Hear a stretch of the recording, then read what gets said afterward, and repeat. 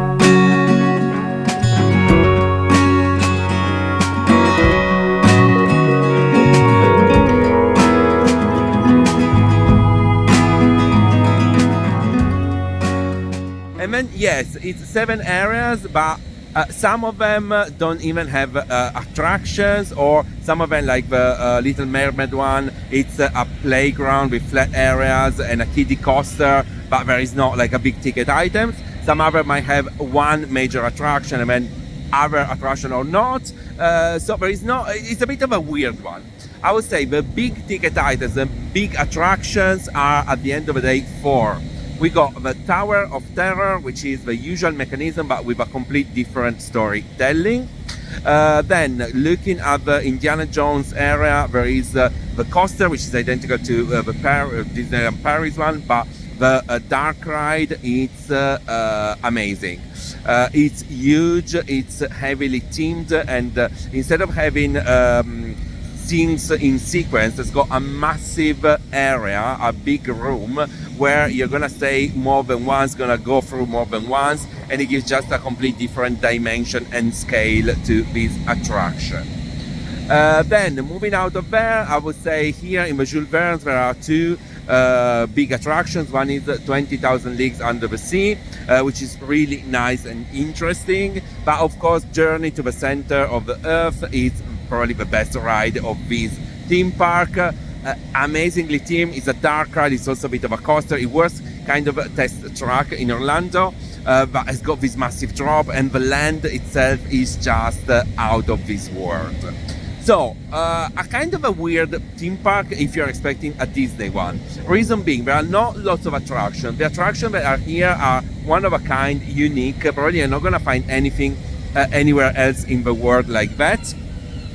But also, the themed area like this one, the Jules Verne one, doesn't exist anywhere else. It's not a Disney thing, to be honest.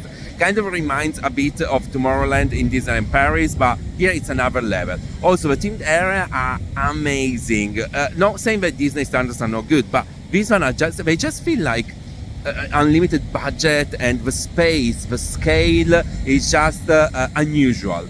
So I really loved it for this reason.